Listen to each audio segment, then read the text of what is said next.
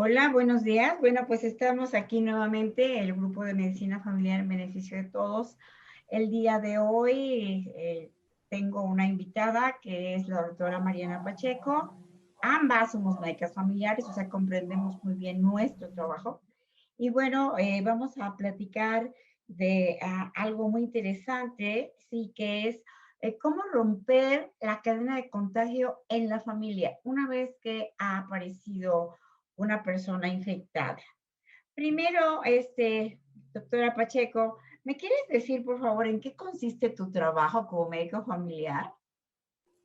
Buenos días a todos. Bueno, gracias por la invitación. Primero que nada, nuestro trabajo como médico familiar se relaciona a tratar familias completas en una población y las vemos desde sus padecimientos, desde que se va conformando la familia hasta que esta misma va evolucionando. Asimismo, vamos cada integrante de la familia por separado para darle atención a problemas de salud e inclusive atención para la prevención de aparición de nuevas enfermedades. Ajá. Bueno, y actualmente que durante esta pandemia, ¿qué has estado haciendo, Marianita?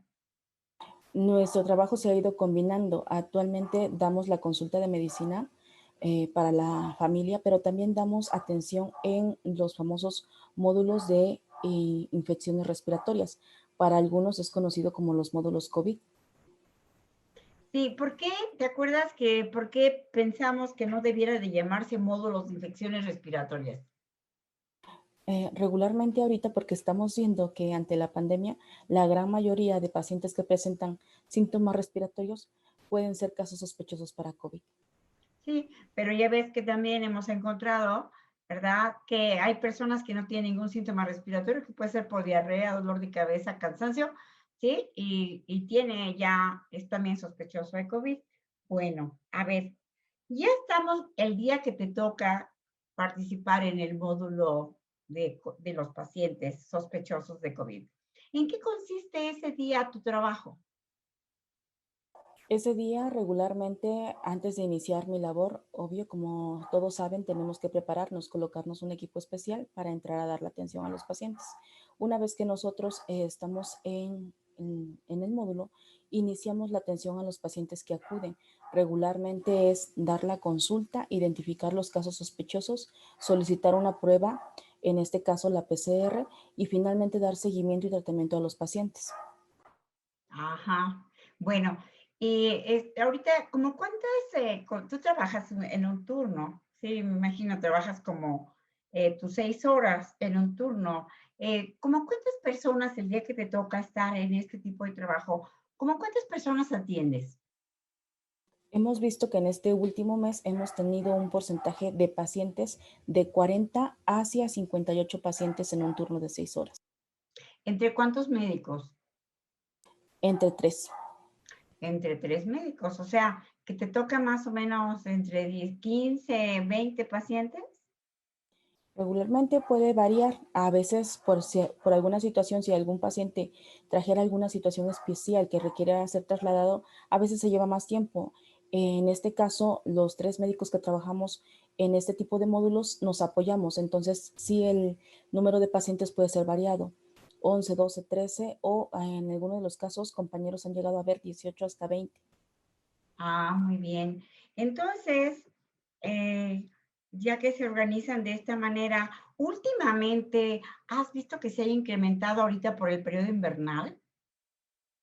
De hecho, hemos notado que desde el mes pasado empezó a incrementar rápidamente el número de casos, pero también hemos visto que no solamente son pacientes solos o integrantes de familias solos, sino que están llegando familias completas a solicitar la atención. Ajá. Y a ver, ¿has identificado cómo se contagió vamos a decir, el caso cero, el caso que empezó? Regularmente son pocos los casos que llegan a identificar su forma de contagio. Muchas veces algunos desconocen de dónde se contagiaron o en alguno de los casos identifican que fue con algún compañero de trabajo o visitando a algún familiar. Sin embargo, lo que sí hemos logrado identificar que una vez que aparece este caso cero, que es el paciente que llega a solicitar la atención con nosotros, identificamos que hay otros familiares que ya iniciaron con síntomas dentro de la misma casa. Ajá, bueno, entonces aquí viene lo interesante, ¿sí? El tema se llama Rompiendo el contagio familiar. Una vez que ya descubriste, sí, o que confirmaste que el caso efectivamente es de COVID, ¿qué es las indicaciones que das para que se cuiden y para que ya no haya más contagios o para que no haya contagios incluso para la comunidad? ¿Qué son las recomendaciones que estás dando? Regularmente desde la primera consulta, cuando se identifica que el paciente puede ser un caso sospechoso, se le dan todas las recomendaciones de prevención y de aislamiento en casa e inclusive se les deja dejar material impreso. Sin embargo, lo que yo particularmente he identificado en las revisiones de subsecuencia, es decir, la segunda consulta a la que llega el paciente para obtener su resultado de la muestra que se le tomó, al preguntar sobre si se ha aislado y ha llevado las medidas de prevención como permanecer en una sola habitación, utilizar cubrebocas, limpiar áreas y superficies que se utilicen, tener un bote asignado para su basura, en este caso el papel sanitario para secreciones y algunas otras medidas, identificamos que el paciente no lo está haciendo porque como quedó como caso sospechoso y aún no tiene el resultado, el paciente probablemente se niega a aceptar que pudiera tener COVID. Entonces identificamos que el paciente hace las medidas hasta que tiene el resultado positivo. No en todos los casos, pero sí en una gran mayoría. Ok. Cuando dices aislamiento, ¿a qué te refieres y por qué? Regularmente la indicación es que si un integrante en la familia presenta síntomas respiratorios y en este caso pudiera ser compatible con COVID, la indicación es que desde la primera aparición de síntomas, esta persona use cubrebocas y se aísle en una habitación y permanezca de preferencia 14 días aislados, que sería el periodo para evitar el contagio a sus demás integrantes de la familia, saliendo lo indispensable, como por ejemplo al baño, a áreas para, supongamos, si vive con algún menor de edad, a la cocina para preparar algún alimento. Pero si vive con otros integrantes que lo puedan ayudar para su alimentación, que permanezca aislado en su habitación y que solamente salga para lo necesario. Que sería para el baño, ¿no? Porque le pueden llevar la comida a la habitación. Así es. Digo, Ajá. lamentablemente algunas familias en la Ciudad de México pues cuentan con casas muy pequeñas y a veces no se cuenta con baño en la propia habitación. Ah, ok. Bueno, vamos a pensar que tenemos un departamento, como hay muchos, que tienen una sola recámara, ¿sí? Y vamos a pensar que la familia sea de 3 personas y que acostumbran estar en la misma recámara. ¿Qué recomiendas en estos casos en que hay una sola recámara? En esos casos, si solamente hay un integrante de la familia enfermo, la indicación que muchas veces les damos es que el integrante enfermo permanezca en la única habitación aislado y todos los demás integrantes se trasladen a otra área común de la casa, supongamos el área de la sala, que en la mayoría de las casas siempre suele haber. Entonces tendrán que dormir en este caso pues en esa área hasta que este paciente se recupere. Ajá. Bueno, ¿y hay algunas indicaciones que les das para identificar si ya se complicaron? Regularmente les damos signos de alarma. Muchas veces estos signos de alarma hay que traducírselos a un lenguaje más sencillo, como por ejemplo, tienen que identificar la coloración de sus manitas. La coloración de sus manos regularmente es rosada. Si por alguna razón esta coloración cambiara a una coloración azulosa, ¿de acuerdo? Muchas veces la gente dice morado, quiere decir que el paciente probablemente esté teniendo problemas para captar oxígeno o para respirar.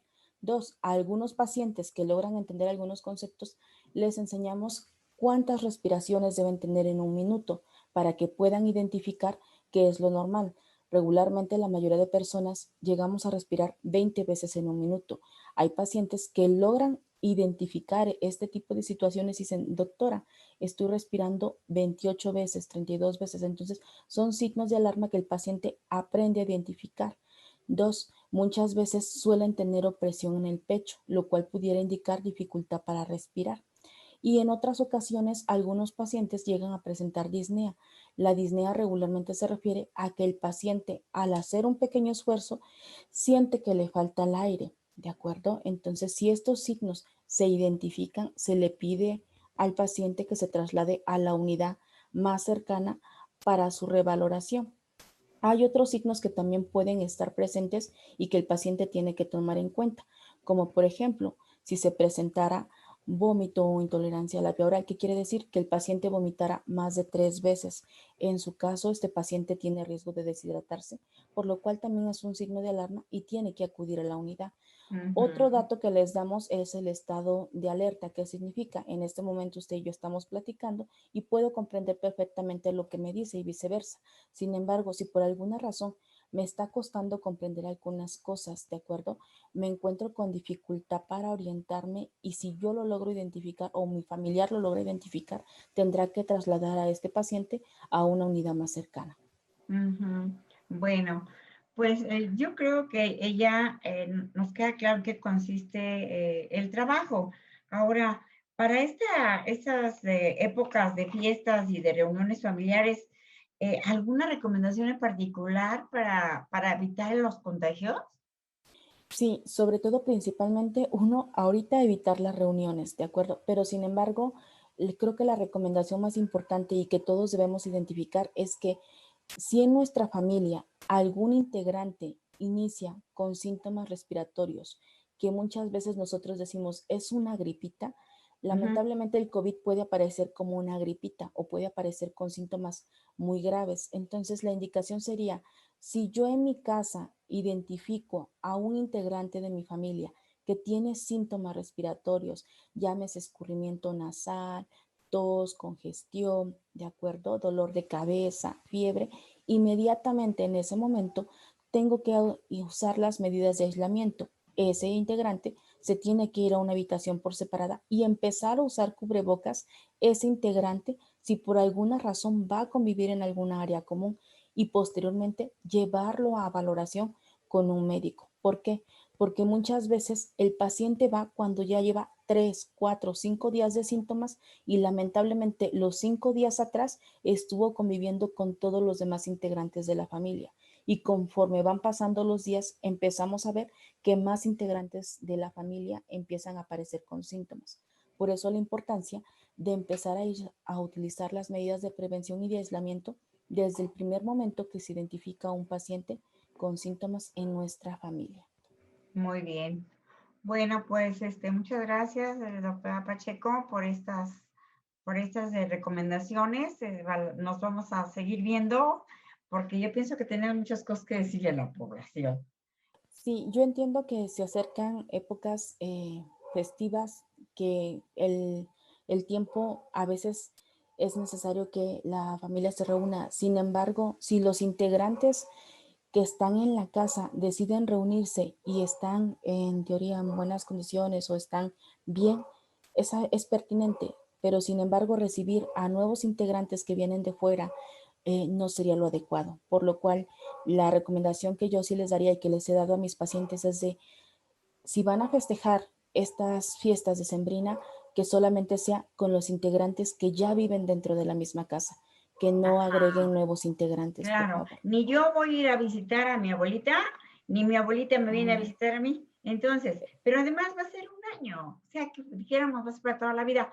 Pues no, va a ser un año, entonces todos tranquilos, ¿no? Bueno, pues así es. muchas Gracias por la gracias, doctora invitación. Pacheco. Y bueno, síganse usted cuidando, ¿eh? Porque está en un área bastante peligrosa. Cuídense Ok, todos. Hasta luego. hasta Bye. luego.